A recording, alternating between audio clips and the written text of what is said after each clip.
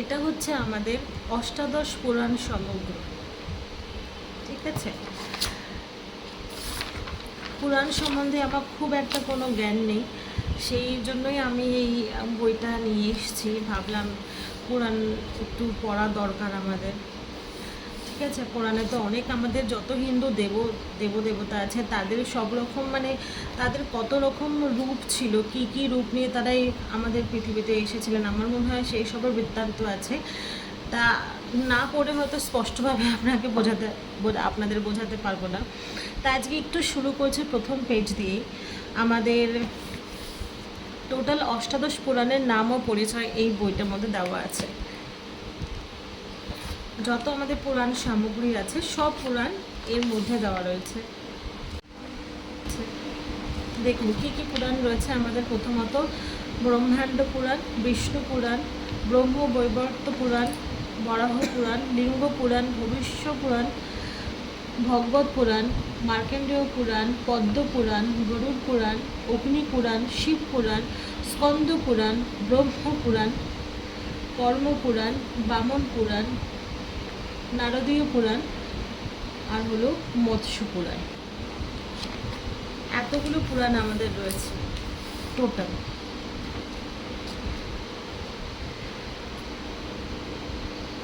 তা অষ্টাদশ উপপুরাণগুলির নাম হলো বায়ু পুরাণ, কল্কি পুরাণ, কালিকা পুরাণ,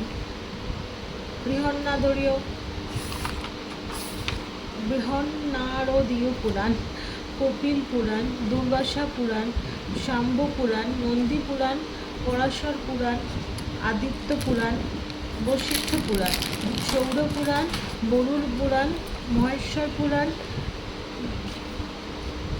নৃসিংহ পুরাণ, ভার্গব পুরাণ, মরিচ পুরাণ, দেবী পুরাণ। এতগুলো পুরাণের নাম তো আমি জানতামই না। যাই হোক, আমাদের হিন্দু ধর্মের এতগুলো পুরাণ রয়েছে। প্রথম পুরাণটা আজকে আমি আপনাদের পড়ে শোনাচ্ছি, যেটা হলো ব্রহ্মাণ্ড পুরাণ। এই পুরাণকে আমরা 3 ভাগে বিভক্ত করি। পূর্বভাগে হচ্ছে কর্ম নিরূপণ, ব্রহ্মার জন্ম, লোক সৃষ্টি, কল্প ও মনন্তর বিবরণ, ব্রহ্মার মানব সৃষ্টি, রুদ্রের উৎপত্তি, মহাদেবের বিভূতি, ঋষি সৃষ্টি, সপ্তলোক ও অধোলোক বিবরণ, ঊর্ধ্বলোক বর্ণন, যোগতত্ত্ব, যুগলক্ষণ, প্রজালক্ষণ, যজ্ঞ, পৃথিবী দহন বর্ণিত রয়েছে। মধ্যভাগে এটা ছিল আমাদের পূর্বভাগে এইগুলো বর্ণিত রয়েছে। আর মধ্যভাগে রয়েছে সপ্তর্ষি ও দেবাদির উৎপত্তি, ঋষিবংশ নিরূপণ, শ্রাদ্ধ বিধান, বৈবস্বতী সৃষ্টি, ইক্ষ্বাকুবংশ ও অত্রিবংশ কীর্তন, যজাতি উপাখ্যান, যদুবংশ ও কার্তবীর্য উপাখ্যান,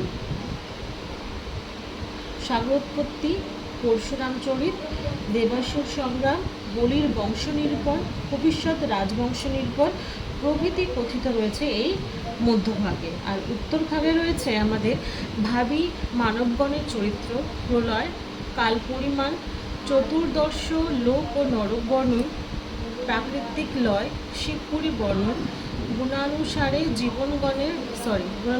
জীবগণের গতি এবং ব্রহ্ম বস্তু প্রভৃতি বর্ণিত রয়েছে আমাদের উত্তরভাগে। আমাদের এতগুলো অষ্টপুরাণ রয়েছে, তার মধ্যে উপপুরাণের নাম রয়েছে এতগুলো, যেগুলো বললাম 18। তার মধ্যে প্রথম যেটা আমাদের অষ্টপুরাণে রয়েছে ব্রহ্মাণ্ড পুরাণ। তার মধ্যে আমরা ব্রহ্মাণ্ড পুরাণকে 3 ভাগে ভাগ করেছি। পূর্বভাগে কী ছিল সেটা আপনাদের বলেছি, মধ্যভাগ ও উত্তরভাগ।